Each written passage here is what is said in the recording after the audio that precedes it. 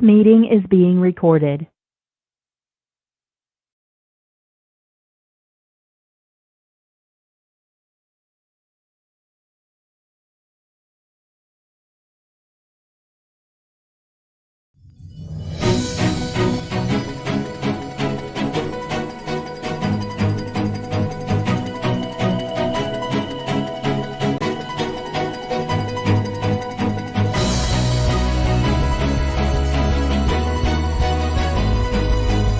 There's too many people that are isolated in trying to do good work for God. They're all trying to figure out how to market Catholicism in a fresh way that actually engages people. So we tried it the first year, had tremendous success. It's exciting. I'm having fun. I'm meeting a lot of really great people. I have been to all of these shows over the last year, and by far this is my favorite. I want to emphasize the importance of what you're doing as lay apostles in the CMN. The Catholic Marketing Network has a service that the marketplace needs and the church needs. There's the distribution of a lot of Catholic religious items, but most of the people you talk to, they say, we really come for the networking. It's a great joy to be here. In fact, it was almost 10 years ago that I came to the Catholic Marketing Network for the first time.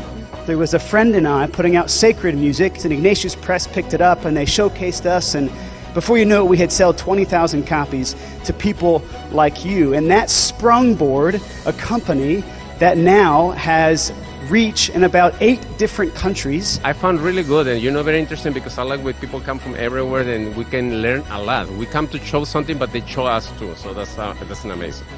This is always one of my favorite events. I always love coming here and being here because it's such a synergy to be around like-minded people with the same ideals, the same love for the church. So it's beautiful.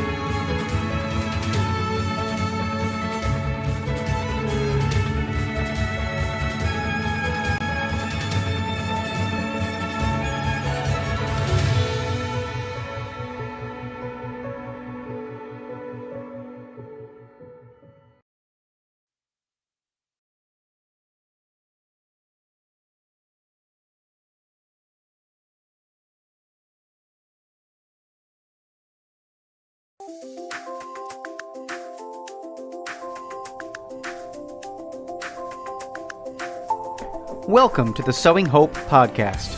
This is a show all about implanting hope in our hearts. I'm Bill Snyder, joined by my friend Ann DeSantis.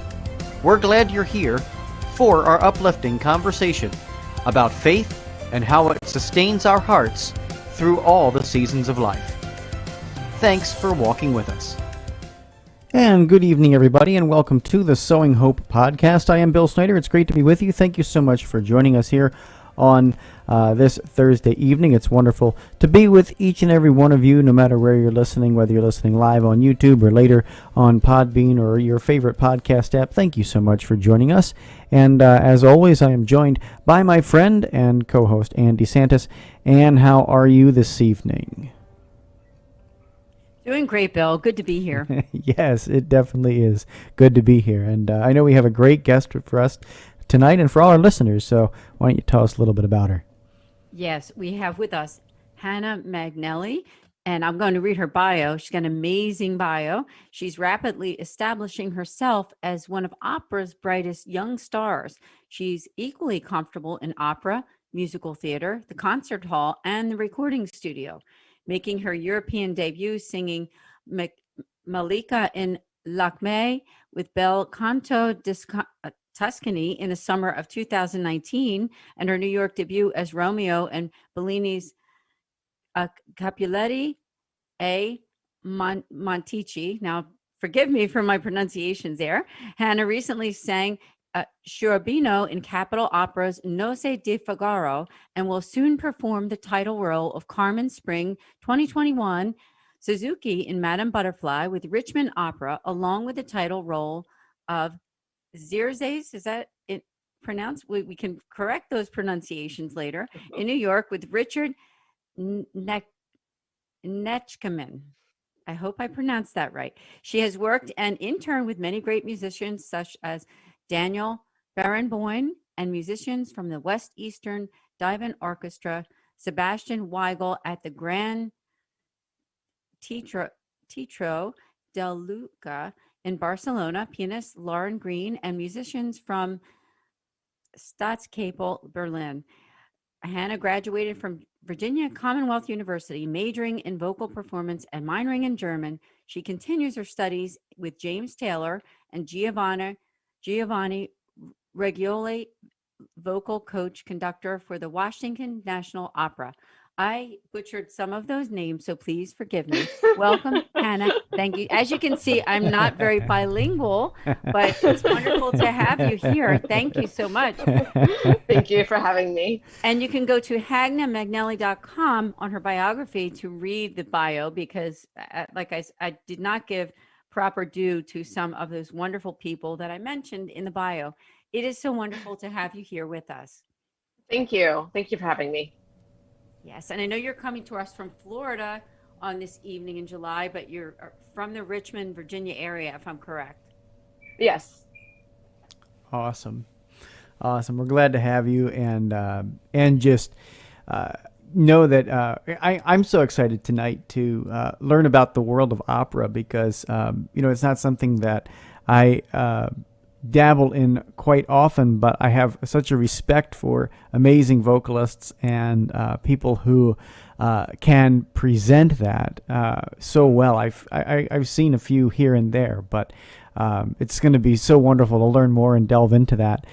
So thanks so much for being here, and for and please help us pronounce those names, because yeah, correct any of the ones. I know that. As you can see, I'm not very bilingual, but I did my best. And I'll be honest with you, I didn't read it in advance, so it's okay. Yeah, it's all good. You got to laugh, right? But Yep. So let's start out with your early life and anything you want to share about how you got involved in what you do now. Well, I grew up on the music aspect or the faith aspect. Oh, let's do both. Let's do both. Both, sure. Okay. Well, I grew up in a Catholic family. So all of us were practicing Catholics. I was raised Catholic, and I have for about 21 years now. I have been going to the traditional Latin Mass. So we have a Fraternity of St. Peter parish over in Richmond that I regularly attend when I'm at home. And so I've been able to maintain my faith as a devout Catholic into my adulthood, and also into the arts. And that all began, my parents noticed that I always loved singing. And I began taking violin lessons and voice lessons.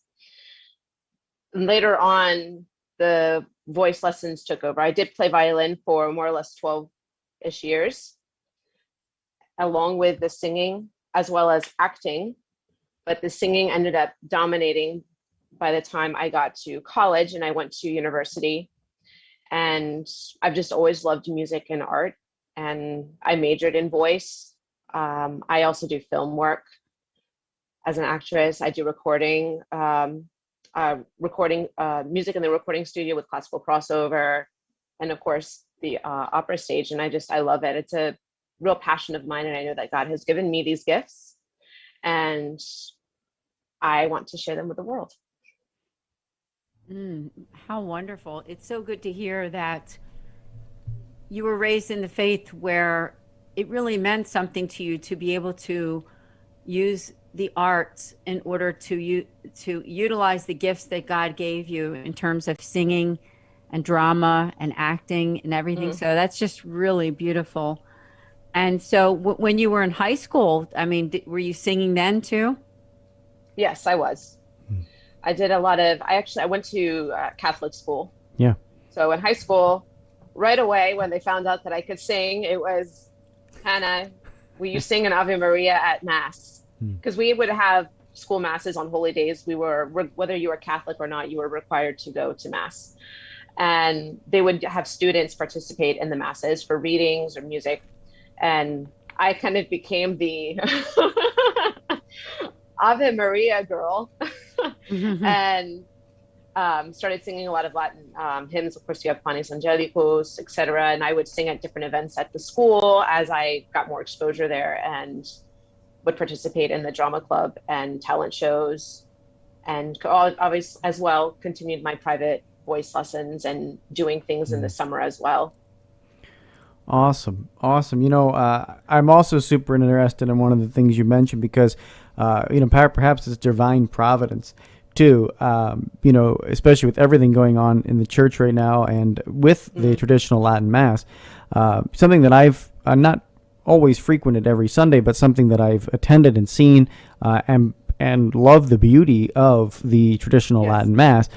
So I would love it if you just talk a little bit about your devotion to that and what you see in that, just the beauty of that expression of the Mass, and you know what attracts you to it, and you know, we don't have to go into all the church politics, you know, of all the things going on with it right now, but just to maybe talk about your personal experience with it and you know what attracts you to that liturgy. Well, I love the fact that it's in the original or the language of the church, and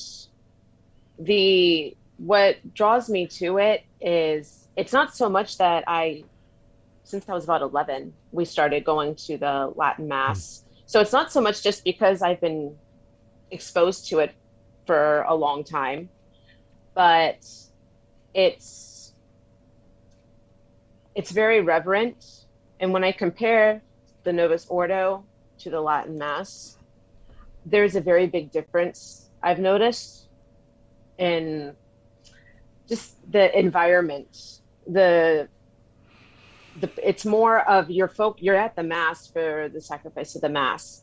The priest is talking to Christ during the consecration. He's looking up, facing the back facing the congregation, because he's talking to Christ. He's not talking, we're not there to socialize. That's something you can do outside and outside of the Mass when it's not going on. But it's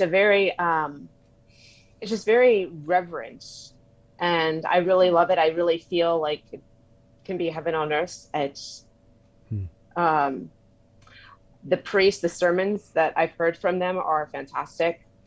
And of course, focuses a lot on tradition, sacramentals. They're things that the Latin Mass has taught me about that friends that go to Novus Ordo typically don't know about. Certain sacramentals and certain things, they have no idea. And I say, you should look into this, or maybe you should wear a brown scapular.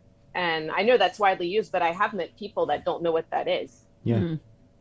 And, or haven't been enrolled in the brown scapular and things like that. And it just, that tradition, that reverence, and it's just, it draws me. And I feel like, of course, kneeling and receiving the Eucharist on the tongue is how I think that that's important. It's very reverent. You're not technically supposed to touch the Eucharist.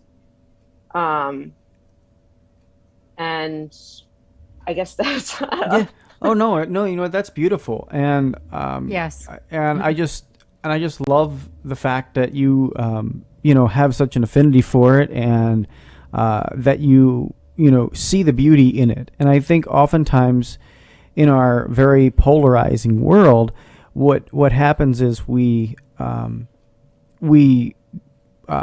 allow ourselves to become in these silos. I am a this Catholic, I am a that Catholic, and oftentimes we don't allow ourselves to experience the rich tradition that the church has, right? And so I think it's interesting that you mentioned that a lot of people maybe who have, some of your friends who have attended Novus Ordos don't know what some of the more deep, devoted, sacramentals are. I find that interesting, but I also find that very troubling that could be the case, because those things are not stressed as much because it's not drawing on that rich tradition of the church. So I'm so glad to see that you've had a positive experience there, and maybe it will encourage some people out there listening to look at it. Take a deeper look. If it's available in your diocese, if you're able to attend and see the beauty, witness that beauty firsthand of that expression of the Mass, it may challenge and deepen your faith in some amazing ways and help you grow. So that's just so beautiful. Thank you so much for sharing that with us. Oh no, of course. It's really the Latin Mass and the Fraternity of St. Peter, who have been our priests, have really helped me with my faith and on my journey. I've learned a lot. And one thing that's highly stressed is the importance of the sacraments, confession, mortal sins, what the mortal sins are, and getting into detail about those, so that you really, really can stay in the state of grace if you know what to confess. Yeah.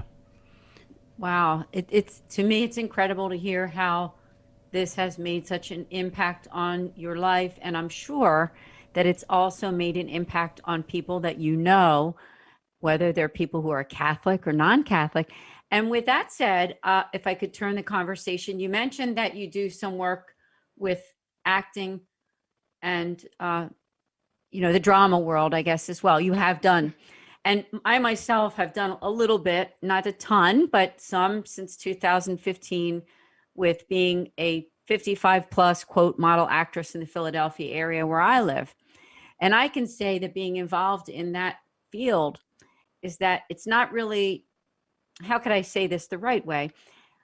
There's a lot of people who are involved in the field that are not necessarily religious, but even less so Catholic, and even less than that devoted to their faith. So I know for myself, I've encountered that so much when I've been on different jobs and commercials and different things that I've done, where I've had an opportunity to talk to people and realizing that I might be the only one on set that celebrates faith. And as I said, the Catholic faith. So I don't know if you've encountered that as well, that in what you do.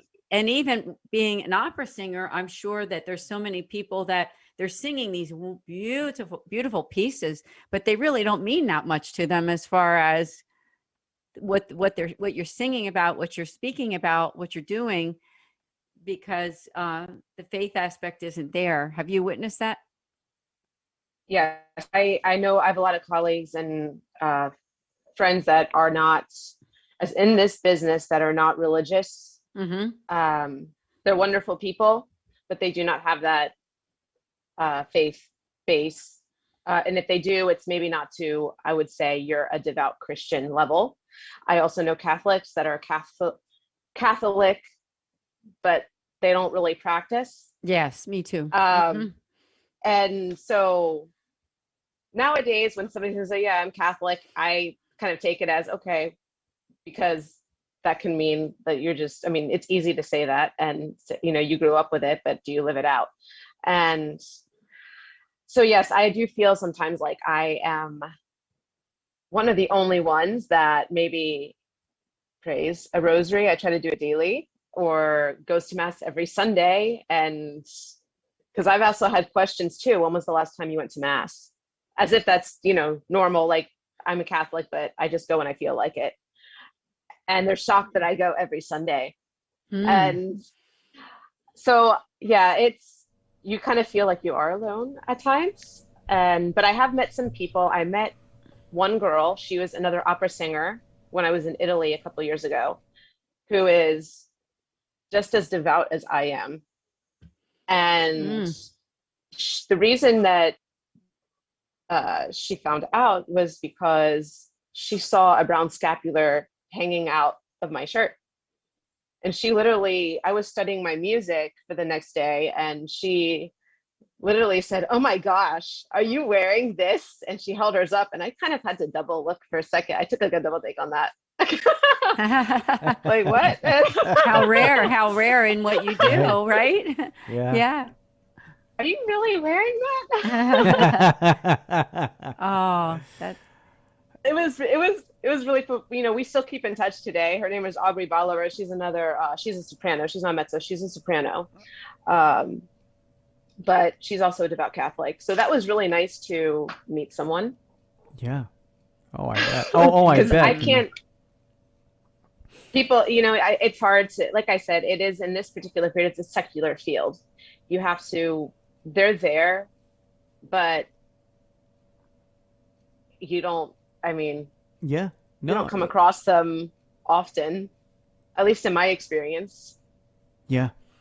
Yeah. It's, you know, I mean, there's something about media, even too, and also, you know, performance entertainment industry. It just, there's something about it. And I think the other thing that happens too, I don't know if you've ever seen this happen to you, but where your voice and your faith end up marginalizing you in a certain group. You know, they're like, oh, that's the, you know, they can't be a part of this because they're not as liberal. They're not as, woke, you know, to use that term, as we are. So therefore, we're not going to give them this role. We're not going to give them this opportunity. And I don't know if you've ever seen that happen, or if that's in your experience too. I don't know. I do know of people who that has happened to. You have to, here's the thing with this field, whether just in the arts, performing arts in general,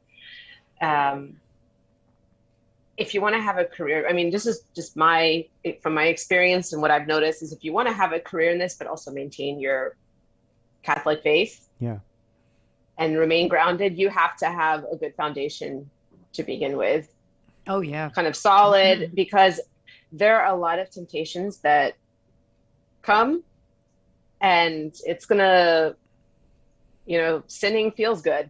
I mean, it's gonna look really nice and it's gonna be thrown at you and you're gonna want to take them. But if you have a good solid foundation in your faith and you keep grounded, and of course you pray that God keeps you on that right path, because it's very easy to sway. Even in the moment, things are thrown at you and you might end up doing something without really thinking, and you realize later that maybe you shouldn't have done that.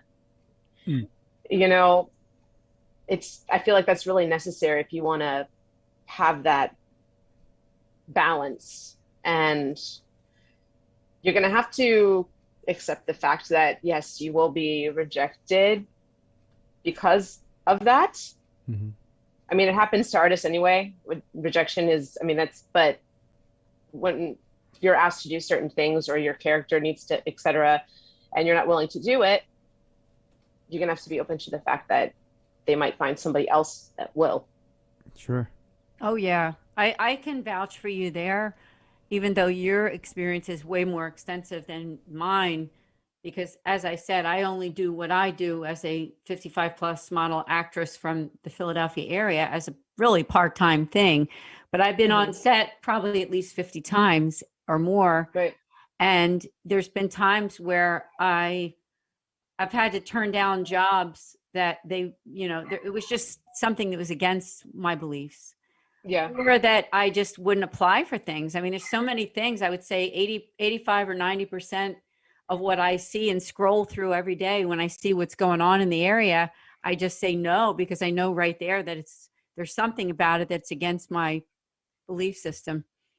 Right. Yep. I have noticed that there are more devout Christians than I originally thought. They just don't say much. Mm-hmm. Until I guess they find their people, because you're kind of a minority. And I know a nice thing is that my acting agent is actually Christian. So she already knows off the bat, but she has actually told me, I don't submit my actors for things that do this, this, and this anyway. So Good. don't worry. You know, so I already, when she submits me for things, I know that it's going to be appropriate. Oh, that's so good. You found someone that will understand you and you're on the same page. Yes. So isn't that wonderful? Hey, let's talk about your experience now and what's going on for you in opera, because you're up and coming and things are really happening. And now that COVID is, quote, almost over, right? We think it is, that you can get out there and do even more. So tell us all about that, because there's people listening that think, that I know, they're thinking, I want to go see her. And, you know, I want to go see you too when you come to my area. Well, thank you. And of course, I was actually in Germany when for some an audition in Berlin specifically, when things started to get bad and I rushed home. This was back in 2020, and everything kind of went on a standstill. There were projects lined up, but kind of like everyone, everything just went on pause. And now things are slowly opening up again, which is nice. I've done a couple of things. A lot of artists now are doing virtual performances and collaborations, which is really nice. It's also convenient. And I think that COVID, a nice thing, has opened up the door to other ways of performing and auditioning that are not as expensive. Yeah. I've been able to audition in Europe via Zoom, which has been really nice, because I don't have to pay for the flight over there and the lodging and everything else. So I would say that a positive thing is that there have been other ways that we've been able to do things that are actually more convenient and affordable. So I'm not sure, maybe that will open up some doors to some people. Oh, this works. Maybe we can start offering this instead, so that everybody doesn't have to come and, you know, do it here. So, I mean, that was a plus to some things. So I was able to do some auditions and I did some performances, which was really great. Recently did Carmen. And of course, now things are kind of picking up where they left off. Yeah. Oh, and good. It's, so we're just I'm kind of open to wherever God ends up sending me. Because I delve into a lot of things. I do the opera stage, I do acting, like film, and classical crossover recordings. So you like your Andrea Bocelli kind of stuff. So I'm just kind of at the point when things are opening up again and opportunities are coming my way. I'm just saying, okay, let's just see what happens. I've got this and this and this, so. Awesome. Hey, I got a question for you. So when you're visiting all of these different places now I know in 2020 you weren't able to visit that many places, but you go all over the place to different countries and do your performances. Do you get to visit, and I'm sure you do, you get to go to mass at all these different churches all over. What is that experience like for you? And are you able to find the Latin masses? Because I know that they're not always everywhere you go. Yes, I have. I've been to mass in many different countries, and many different languages. And it's nice and some of these are beautiful older churches.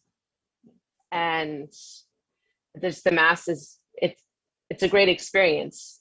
And if it's obviously a language that I don't speak, I know what's going on. I know what part of the mass we're in. I just can't vocally do it in their language, depending on where I am.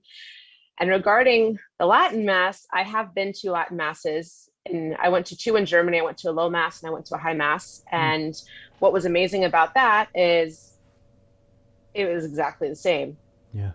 I go in and I'm following along just like everyone else as if I were back at home. It's the same thing. same responses. I know 100% what's going on, what I'm saying.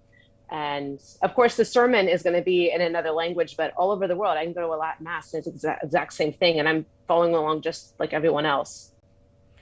Yeah, there's something about that universality, right? Like, we talk about in Catholic Church, Ann and I always say the Catholic Church is universal. I mean, that's what it means. Yes. And and so there's something that speaks to that universality of, the church when it uses one consistent language, right? Right. Across the board. And, so that's pretty beautiful. I remember when I was in Philadelphia, actually, for the papal visit, when Pope Francis came to visit the United States, and it was a Novus Ordo Mass, but the Novus Ordo Mass was in Latin for the majority of the Mass. I mean, there was obviously English songs and Spanish songs and some different points of the liturgy, that using different parts of the Mass, but it was incredible because the Eucharistic prayer was in Latin, and that was just so beautiful. It was so beautiful because it spoke to the universality of the Church, and to celebrate Mass with the Pontiff, to celebrate Mass with the Pope, as he prays in Latin, was just something really special. And so I certainly think that more people should seek out this expression, and it's not something that if you fall in love with it, wonderful, fall in love with it, and there's nothing wrong with going to a Latin Mass. There's just nothing wrong with going to Latin Mass every Sunday if that's what you want to do.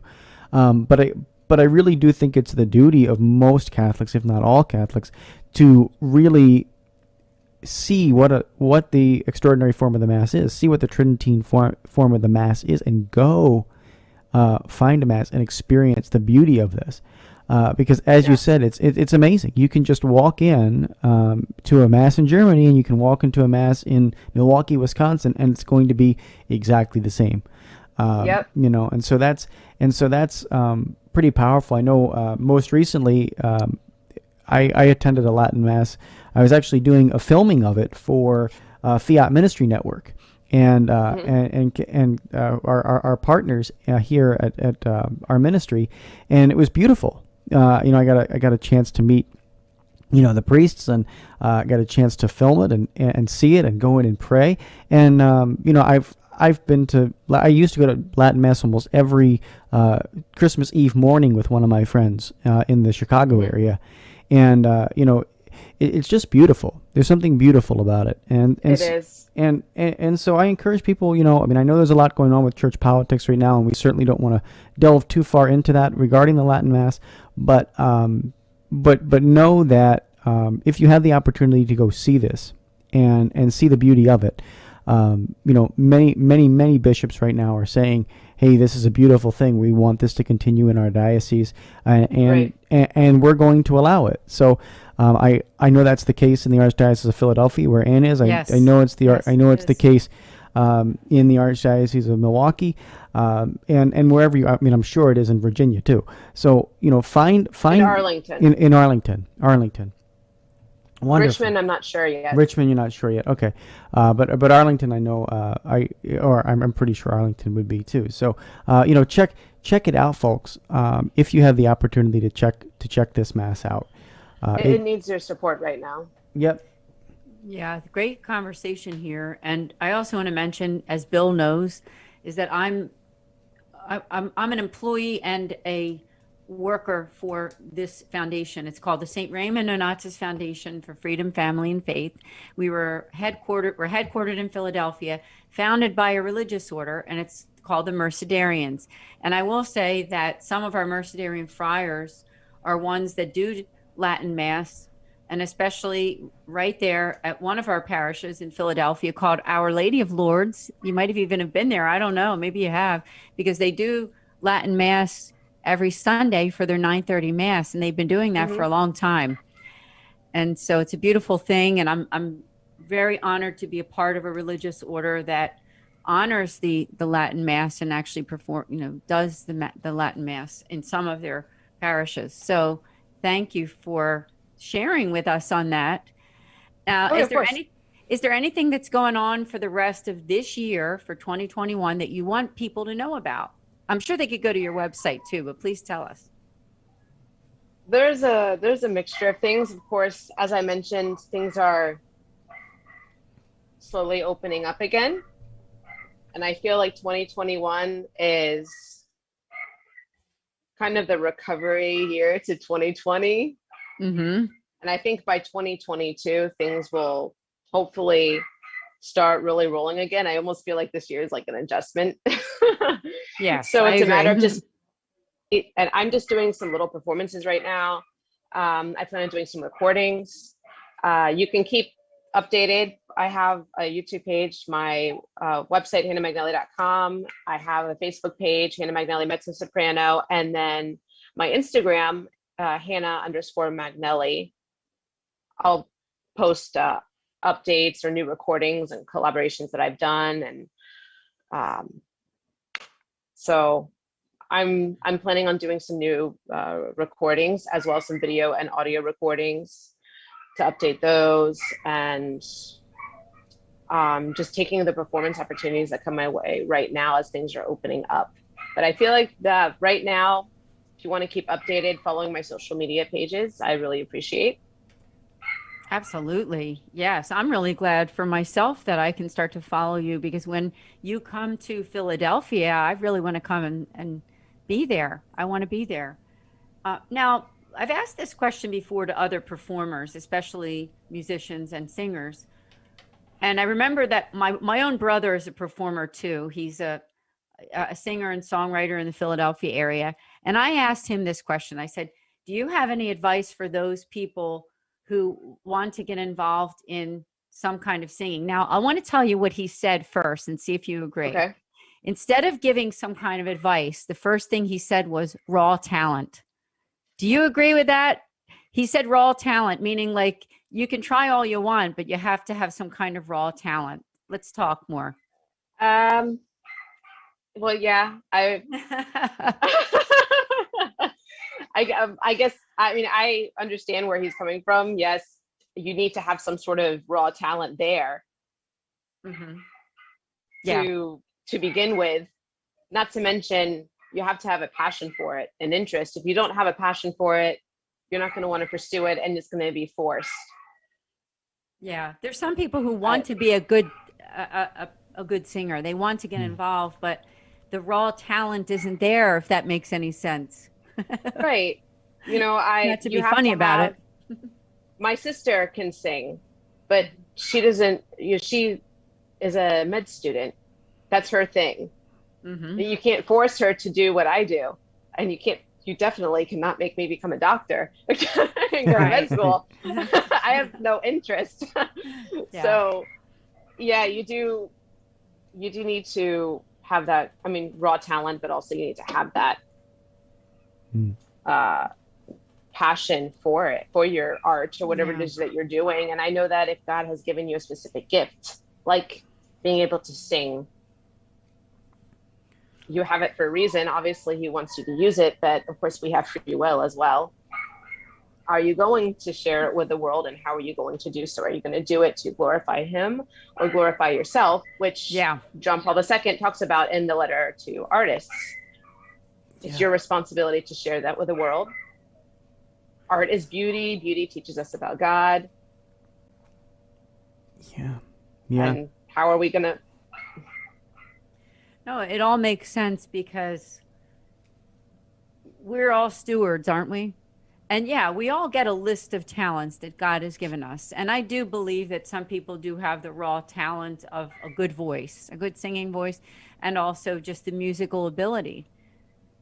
And and I think there's a lot of people who wish to have that talent. They do. They really wish, but they'll say, but I just don't have it. And I understand that. But I think what we need to all do, whatever our talents are, because we're all of us have a different list, don't we? And I think we just have to be able to look at those talents and use them to the maximum of who we are and our limitations, right? Because we have limitations too. So if somebody doesn't have that raw talent, their limitations will be that maybe they're singing at church and doing their best, but they'll never be a Hannah Magnelli. They're never going to be a Hannah Magnelli. So beautiful. Yes, I've been to different masses as well, church masses where they have the cantors, and you can tell that they yeah, exactly. Yeah. Sometimes, it's Sure. That's right. Sometimes you walk away and scratch your head, right? You think, how did this happen? Yeah. Yeah. But painfully honest, right? Yeah. But Hannah, I mean, you spoke something beautiful there about passion too, and I think those two things, talent and passion, they go hand in hand. And then of course you mentioned also doing it for God, and that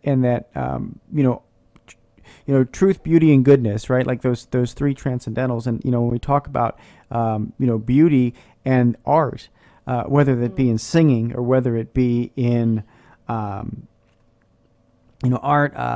written art or painted art, whether it's a great book or a great movie, these things point us toward God eventually, if it's done with the right intention. And so I'm wondering, for you, are there any performances, are there any things that, or even, operas or songs that may not be explicitly, this is, religious, or this is, Catholic, but it draws you closer to God when you see it? And also, are there moments in performing that people have said, man, that was so incredible, there was something else that was just uplifting me, drawing me closer to God through one of your performances? Are there particular are there particular performances that stand out in your mind, or particular operas that draw you closer to God as you perform?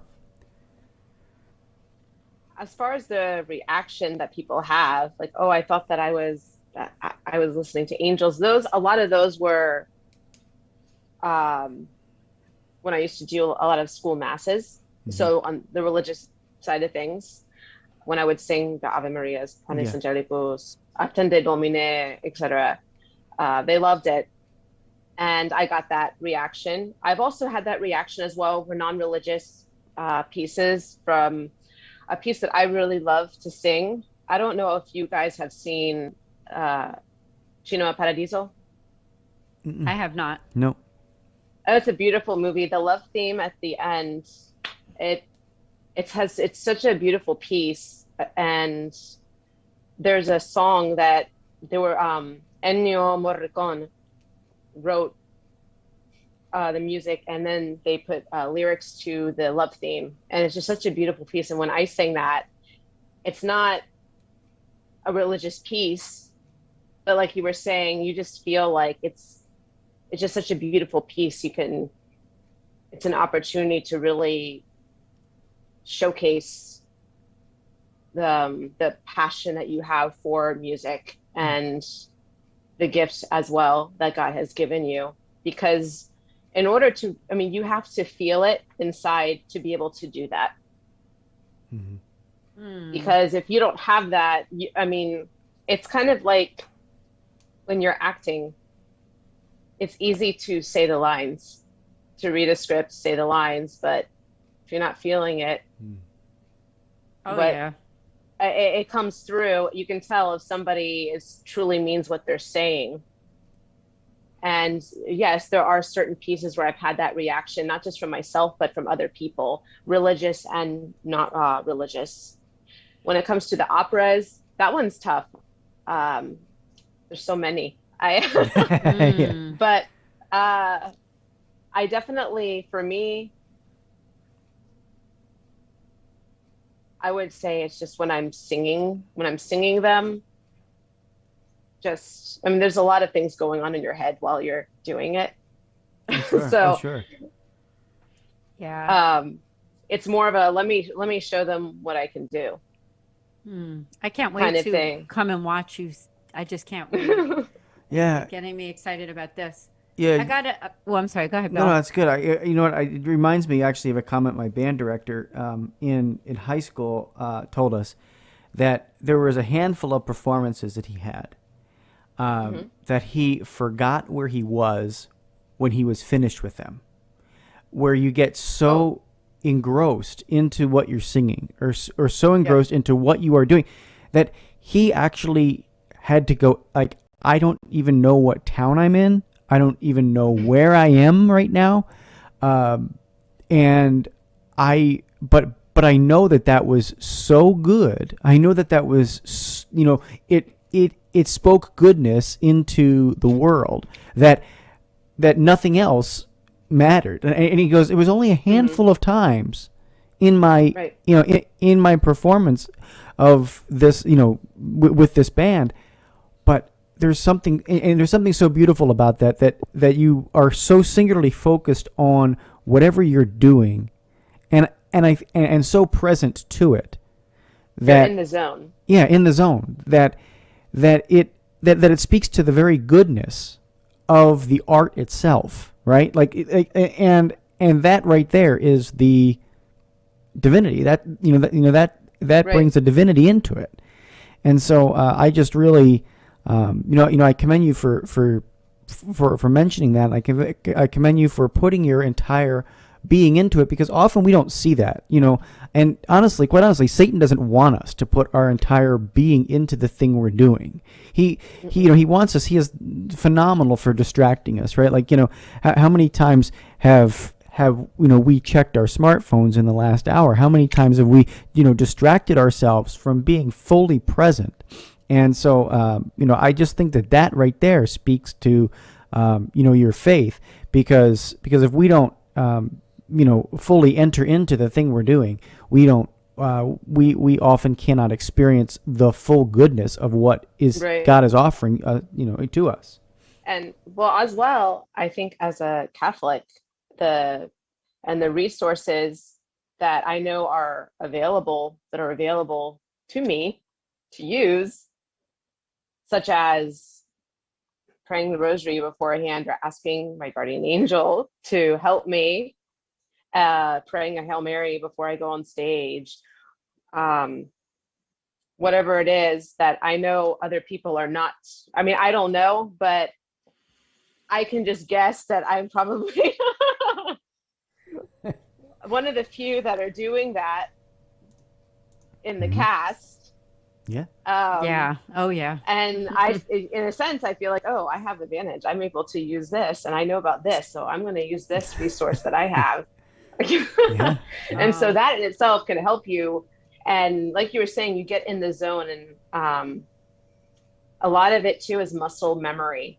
Just like as if you were an athlete doing some sort of routine, like gymnastics or something, you practice it over and over and over again to the point where it's just automatic. You think of the first note and you can literally zone out somewhere else, and your body just knows what it's doing because you've done it so many times. I know my family has heard me practice the same phrase back and back over and over and over again, to the point where like, what are you singing? What is that? Like, what?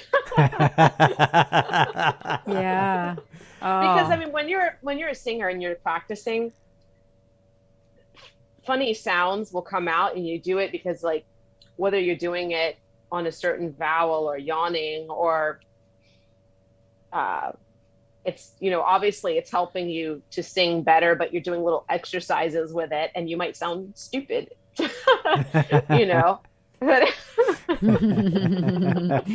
yeah. Oh, it's good that you're sharing this on a podcast, because maybe this is also something that will be a nice little keepsake for you for later on to listen to from this year, and how you have grown so much, I'm sure, since you began this journey. I did want to mention something, and it's another personal experience, and it's a question for you. We had 2 deaths in the family this past summer. Both of my in-laws, my husband's parents, passed away. And that said, thank you. With that said, my daughter, who is 22, her name is Sean, She is also a singer, not to your extent, but she does love to sing, and she's a cantor. And so she sang at both of my in-laws' masses. And a lot of people, just like you said, you sing the Ave Maria, people come over afterwards. Oh, that was so beautiful. You sound like an angel. Same thing to her. But the one thing that one woman came over and said to her, I think is something that you have probably experienced. When we got over to the burial site, someone walked over to my daughter and she said, you sing so beautifully. You should do this in the secular world, not just in churches. You could probably make a lot of money doing it. You really should do it. And my daughter didn't say anything because she really has no desire to be the next, big name in the entertainment world, if that makes any sense. Right. Has that ever happened to you? Have people ever said to you, hey, you need to switch gears here and do something that can really bring in some money? I don't know. I don't know if that's ever happened to you before, but I know that this person saying it to my daughter, it just took me off guard because my thought was, why would she want to do that? There's so much not good in that whole realm, if that makes any sense. Yeah. Well, it's one of those things that, yeah, she probably could. And not that if you don't sing sacred music, you're sinning or doing something bad, but obviously if you're going to do that, what kind of music are you going to sing? Yeah. How are you going to portray yourself as an artist? Mm-hmm. Are you going to go all, like some of these like Hollywood stars, if you wanted a lot of these, pop music,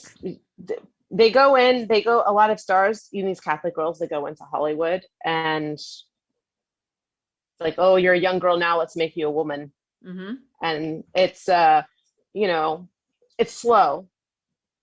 It's a slow process, and that stuff comes to you. Like I said, yeah, I've had people like, oh, you should try this or that. Or maybe, have you ever tried just doing straight pop music? Mm-hmm. I can sing pop, but my voice has been trained to do this and this. Yeah. And I have experienced that before, but like I said, if you want to do it, it's just really, in my opinion, a matter of how you're going to be in the secular world. Mm-hmm. What is your image going to be? What is your reputation going to be? That's big. Are you going to be able to go against the secular world when you're maybe asked to do things that you probably shouldn't be doing? Mm-hmm. Or that could cost you your faith? Are you going to be strong enough to not give in and sway and lose your soul in the process? And do you think it also, and this bothers me when I see this on Instagram, and I've just did a podcast with somebody else on this topic, but it's also the images that you see on something like Instagram or other social media of young women, perhaps your age, perhaps younger, who the immodesty that you see, and it's all about, trying to portray yourself as this sex object, which is so not good. And I know you understand what I mean here. And that's another thing too, when you're getting involved in all of that, that's what comes along with it too. Sometimes, some of the times. So I just think what you're doing is a beautiful thing. And I just encourage you to keep on that track because we need truth and beauty and goodness. And you're living it out with what you're doing. Yes. Thank you. Yeah, absolutely. We have to give thanks to someone who brought us together. And he might even be listening to this podcast either right now or later on, Patrick Novakoski. So Patrick because he recommended you to us for this podcast. I do know Patrick. Okay, awesome. Patrick's a great guy. Doing so much great work. He's been a guest here twice. Yeah, no, he's been great. I've had some interviews. I was on Rome Reports as well. Oh, fantastic. Yeah, so I had an interview. I did English and Spanish. I think they posted me doing the English part, but because I'm also a Spanish speaker. I'm a Spanish interpreter on the side as a contractor. Oh, awesome. Awesome. You and my wife You are would get along great. multi-talented. Yeah. Love to Agnes. Yeah. You and my wife would get along wonderful. My wife is a native Puerto Rican, so she speaks fluent Spanish, and I don't speak very much Spanish, so so I have my own live-in interpreter here. No, that's wonderful, and it's so great to be bilingual. I'm sure that helps you with pronunciation, and especially in all the different learning all the Italian in the operas, right? They're pretty kind of close, right? Some of it's a little bit close to the Italian. They've asked me, your Italian diction is very good. Do you speak Italian? Yeah. And so because Spanish, I grew up with Spanish, so my family is from Argentina and from Barcelona, Spain. So there's Catalan and Spanish spoken in my family. Oh, so beautiful. Awesome. So I have because of that and the exposure, my ability to speak other languages has been very easy. And I studied German. I've also done some Italian. It's not like my level of Spanish and English, but it's there. And I always love learning more and more languages. My mother's learning Arabic because of the similarity to Spanish and Arabic. And then as well, I should probably start learning Arabic. I have a lot of friends that are from the Middle East, from the West Javon Orchestra that you read in the bio. And a lot of them speak Arabic. So it's something on my bucket list I should do. Well, based on the beginning of this podcast, you and I need to talk more often so that I can get better at it. And I should be at least good at Italian because my husband's parents were born there. And my husband, so he's 100% Italian. And so, that's something that I myself need to learn. Yeah. Thank you my so family. much. Oh, thank you for having me. Yes. So I didn't want to interrupt what you're saying. Tell me more about your family. Are you Italian at all as well? Yes. The Argentinian side is 100% Italian. The Castrovillari in Italy. So my grandfather's parents are both from Italy, and Argentina has tons of Italians. A lot of Italian last names in Argentina. So it's definitely not uncommon to have an Italian surname. No. Yeah, I know my grandmother my grandmother's father, I think wasn't born in Argentina, but was born in Brazil. And so and then obviously moved to Italy, and then they moved here, but that was very interesting to hear her stories when she would talk about that, how there were many people in South America, Argentina, Brazil, have Italian names. That's so incredible. There's so much there's so much amazing things when you get the chance to get the chance to travel and see the world and all that amazing stuff. And so, well, Hannah, thank you so much for joining us tonight, and we definitely have to have you back because there's so much more to talk about. So thank you for being with us, and also just as we're kind of wrapping up here, make sure you give us your websites and all that good social media stuff again, so that our listeners can connect with you, as I'm sure you want them to. Oh yes. Well, again, thank you so much for having me. I'd love to discuss more another time, as you mentioned. I appreciate the Instagram follows, Hannah_Magnelli.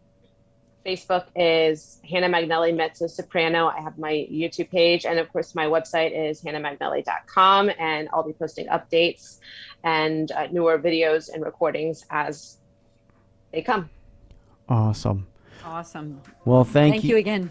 Yes, thank you, Hannah, and everybody. Thank you. Of course. And folks, you can always follow, friend, and like us at patchworkheart.org and andesantis.com. Just follow us there in case you missed anything or you need more info. But until next time, from all of us here at Patchwork Heart Ministry, keep beating to your Catholic heart and sowing hope into broken hearts.